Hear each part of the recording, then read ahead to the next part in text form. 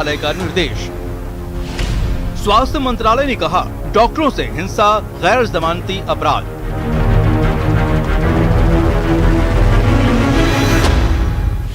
स्वास्थ्य मंत्रालय का राज्यों को निर्देश, डॉक्टरों की सुरक्षा का पूरा ख्याल रखा जाए। कोरोना की त्रासदी के बीच डॉक्टरों के साथ हिंसा की खबरें सामने आईं।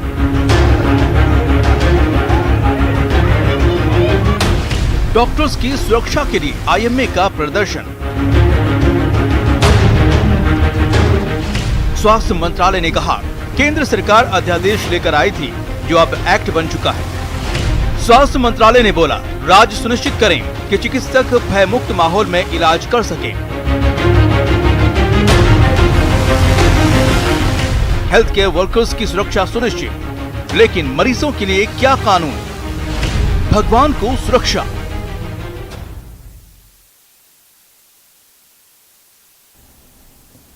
केयर वर्कर्स की सुरक्षा को लेकर स्वास्थ्य मंत्रालय का निर्देश।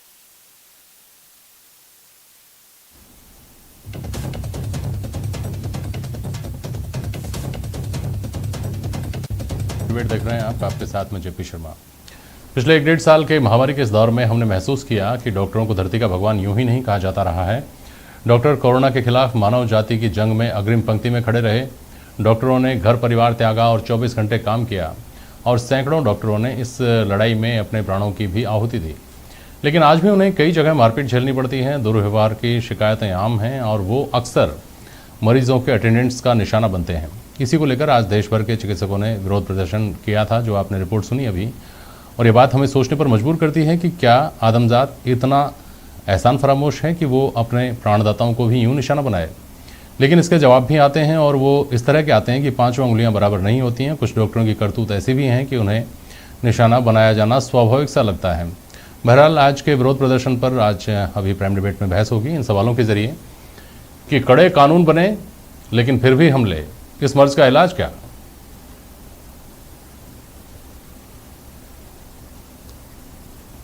दुर्व्यवहार के लिए डॉक्टरों के खुद भी जिम्मेदार होने के आरोप कितने सही हैं? और कोरोना ने डॉक्टर्स के लिए कितना बदला जमाने का दिल?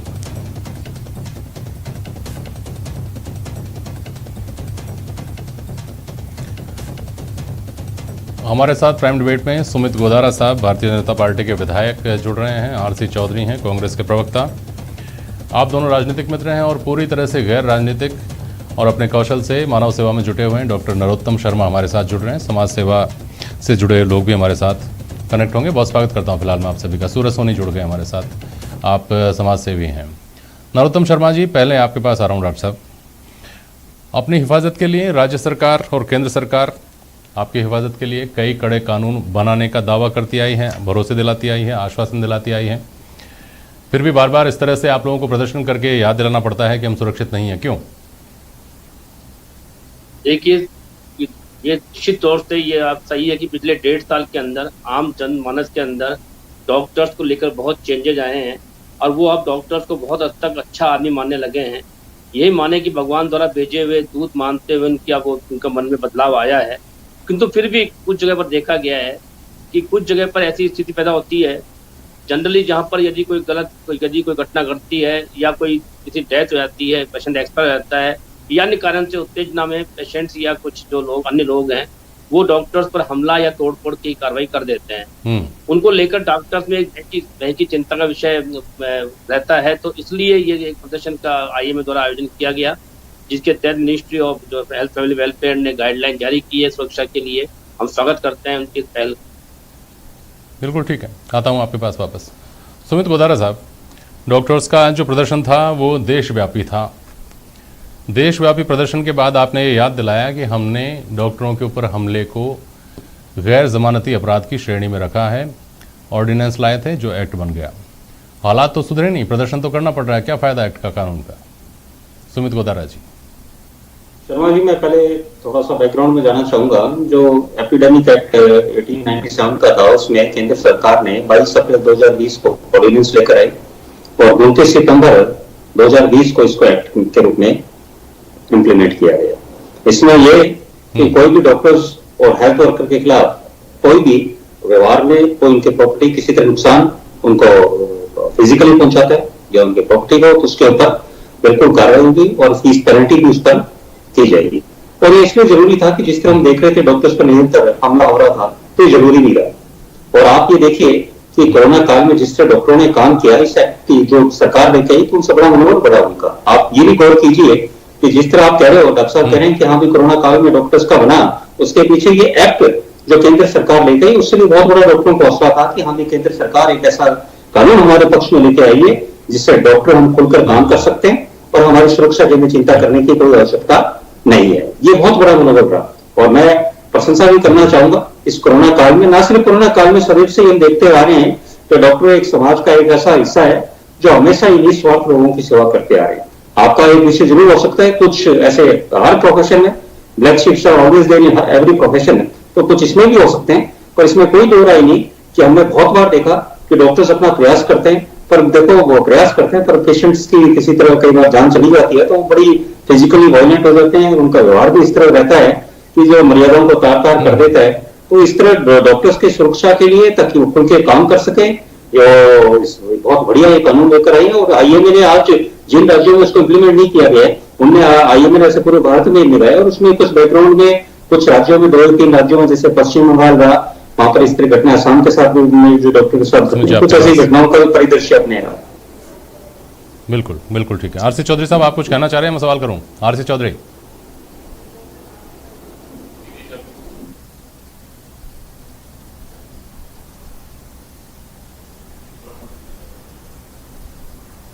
चौधरी साहब, आपको आवाज आ रही है क्या मेरी? हाँ, आ रही है आपकी।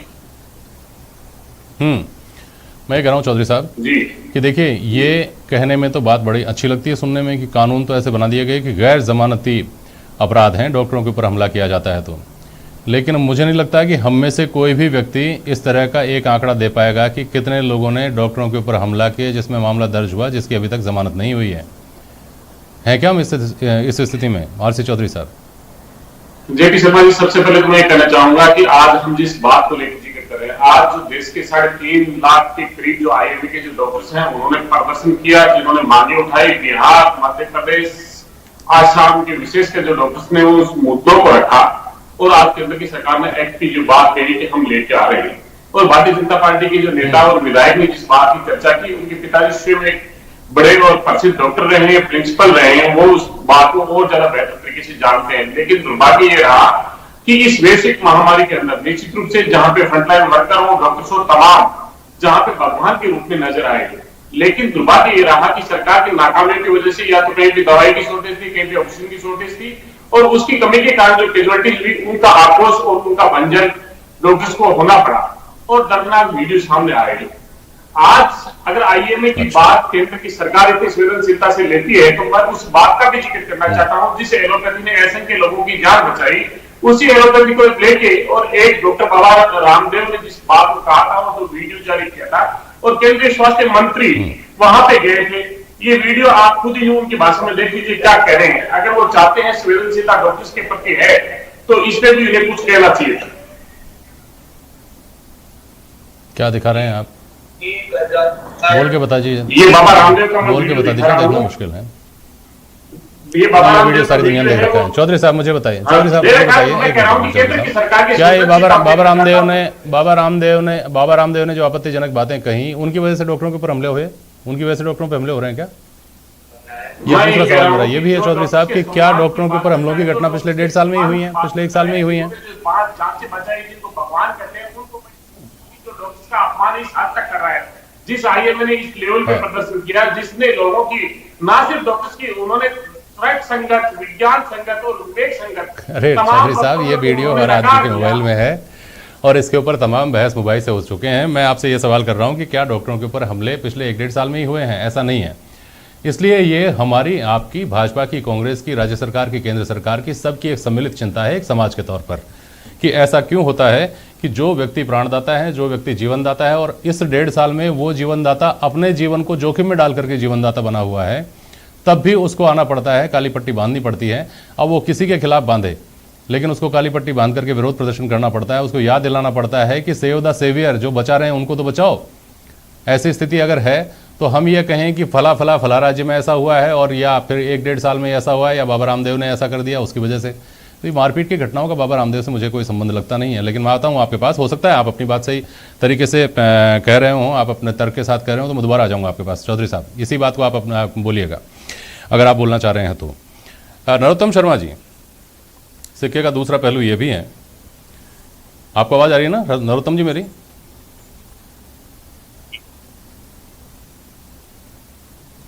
नरोत्तम बोले साहब? आप। हाँ बिल्कुल। मैं ये कह रहा हूँ डॉक्टर साहब कि लोग ये भी कहते हैं कि देखिए डॉक्टरों के साथ दुर्व्यवहार होता है तो किसी भी सेंसिबल आदमी को अच्छा नहीं लगता, सुनकर भी अच्छा नहीं लगता, और करने वाले का तो हम क्या कह सकते हैं। लेकिन ऐसी स्थितियां पैदा हो जाती हैं जिसमें स्वाभाविक मानवीय प्रतिक्रियाएं आती हैं, क्योंकि डॉक्टर भी उनके साथ दुर्व्यवहार करते हैं। या कम से कम मनोवैज्ञानिक पहलू ये है कि जो व्यक्ति अपने मरीज के साथ आया हुआ है, जिसका आदमी जिंदगी मौत का संघर्ष कर रहा है, वो जिस व्यवहार की अपेक्षा करता है, उपचार भले ही मिल रहा हो, लेकिन जिस व्यवहार की अपेक्षा करता है वो व्यवहार उसको नहीं मिल पाता है। तो जब कभी बात बिगड़ जाती है तो फिर वो रिटेलिएट करते हैं, इसी तरह से गुस्सा फूटता है। बिल्कुल आपकी बात से काफी हद तक सहमत हूँ मैं कि पेशेंट्स के जो अटेंडेंट हैं उनकी जो मानसिक स्थिति होती है उस समय बिल्कुल विपरीत अपने अलग ढंग से वो उसको सोचते हैं, उनकी कंडीशन के ऊपर व्यवहार करते हैं, उसका पेमेंट कितना देना है, कितना हो गया, उसके ऊपर रिएक्ट करते हैं। डॉक्टर कितना टाइम दे रहा है, कितनी ढंग से बात कर रहा है, कितना समय दे रहा है, उस पर रिएक्ट करते हैं। और कई बार इसी उत्तेजना के अंदर वो हमला कर बैठते हैं या कोई अन्य गतिविधि ऐसी कर देते हैं कि जो कि वो डॉक्टर के विपरीत जाती है। किंतु दूसरा पहलू ये भी है, मानवीय पहलू ये भी देखना होगा कि एक डॉक्टर से जहाँ पर राजस्थान में, भारत में, देश में एक पर डॉक्टर दे रहा होता है, एक आदमी पर बहुत समय तक समय नहीं दे पाता है। तो इस कंडीशन में मरीज के परिजनों डॉक्टर को कितना भार है, कितना काम कर रहा है।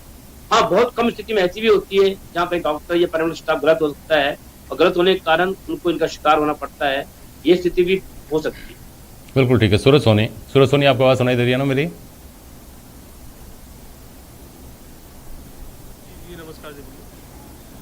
हाँ नमस्कार सूरज जी। देखिए ये बात आप लोग चूँकि लोगों के बीच में रहते हैं, आप समाज सेवा से जुड़े हुए हैं और लोगों के बीच में रहते हैं, लोगों के बीच में काम करते हैं, ये दोनों ही बातें अपनी अपनी जगह पूरी तरह सही लगती हैं। डॉक्टर्स अपने जीवन को दांव पर लगाकर अपना सुख और आराम चैन जो है उनका त्याग करके वो पेशेंट के लिए कि वो ठीक हो जाए, सबसे बड़ी उपलब्धि, सबसे बड़ा संतोष वही होता है उनके जीवन में, इसके लिए लगे रहते हैं। उनके साथ दुर्व्यवहार हो तो स्वाभाविक उनका काली पट्टी बांधना, उनका विरोध प्रदर्शन करना और उनका ये याद दिलाना कि हमारी सुरक्षा करिए। और दूसरी तरफ ये शिकायतें जो आम होती हैं कि डॉक्टर भगवान होते हैं, दोनों ही रूपों में डॉक्टर भगवान होते हैं चूँकि वो प्राण बचाते हैं, लेकिन डॉक्टर भगवान की तरह दुर्लभ भी हो जाते हैं। आम तौर पर जिस तरह की शिकायतें आती हैं मारपीट की, दुर्व्यवहार की, उसमें यही शिकायतें आती हैं कि डॉक्टर ने देखा नहीं, डॉक्टर ने मिलने से इनकार कर दिया, डॉक्टर ने समय नहीं दिया, डॉक्टर ने हमारे साथ बदतमीजी की, हमको प्रताड़ित किया, इस तरह की बातें आती हैं। सूरज जी,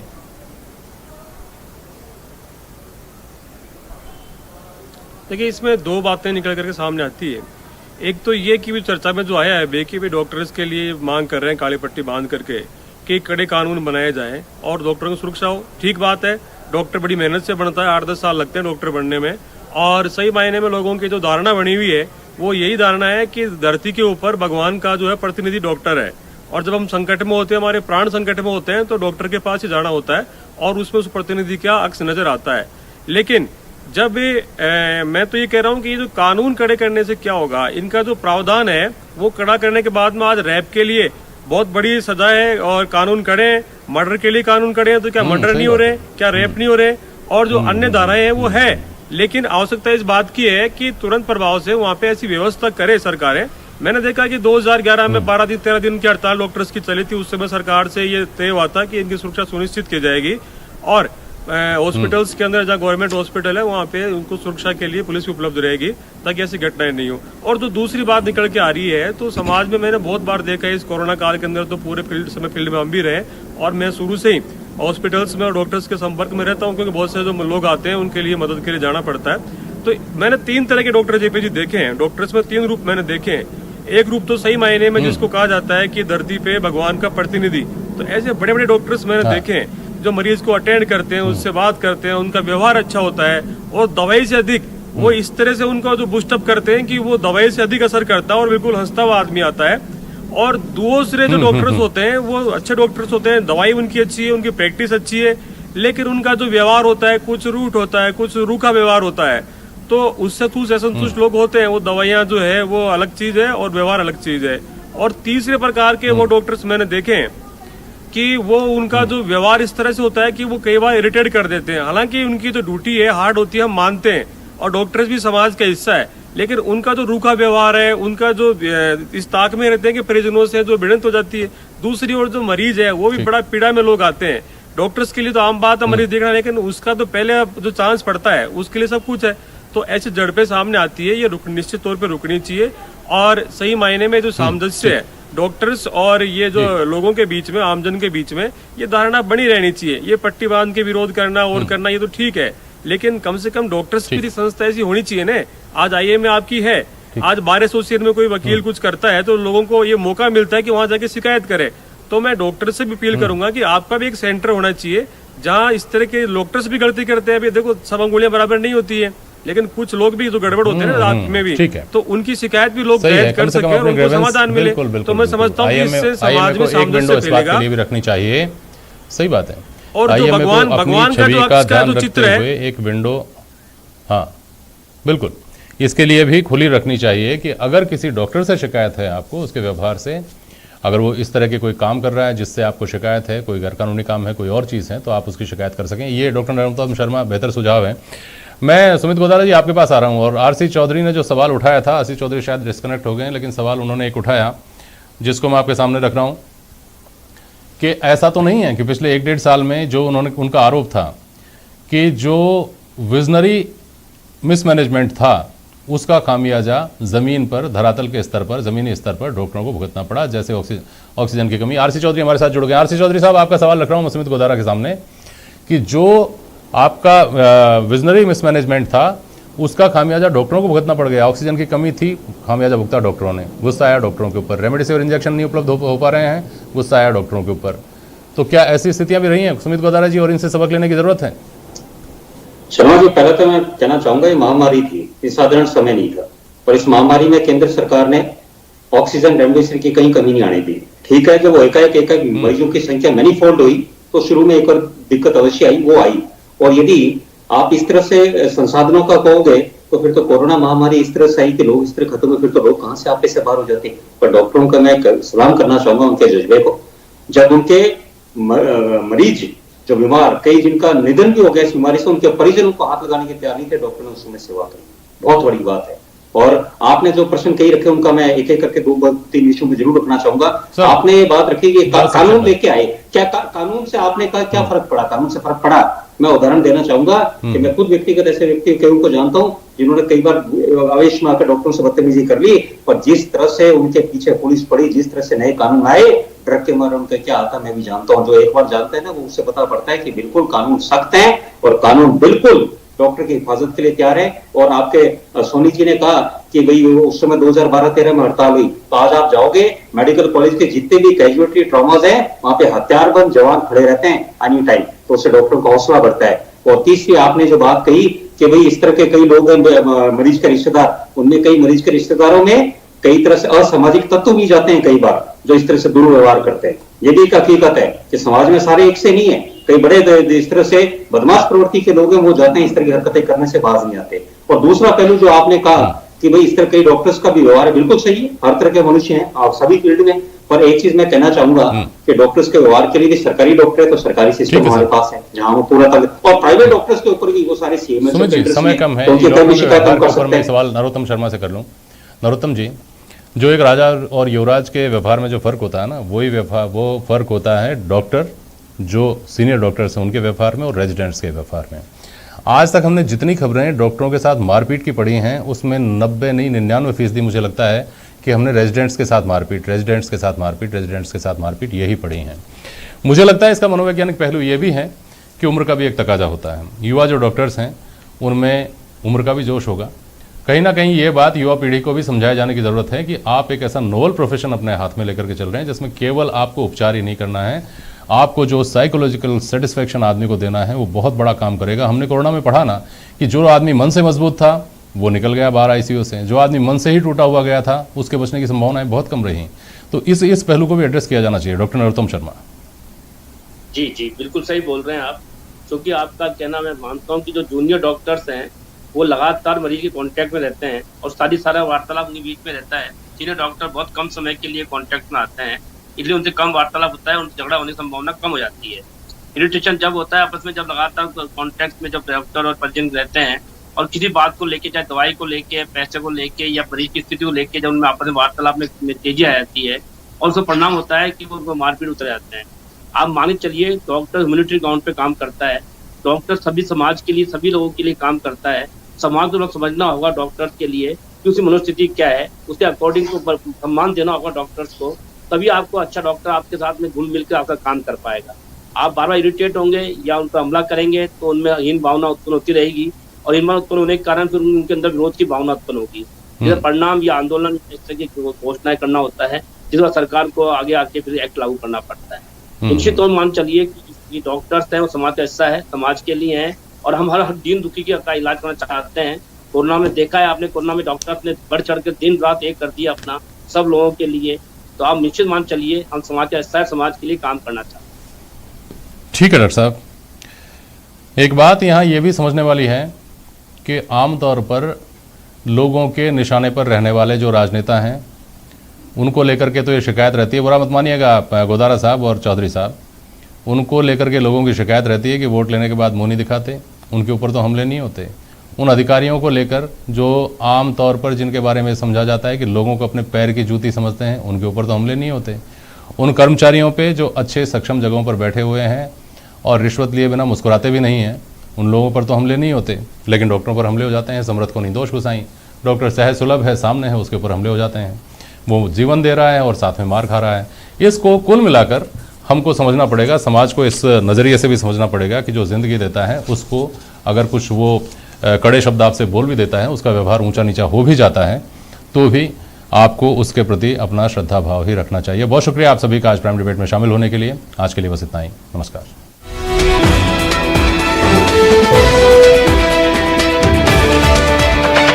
जब आएगा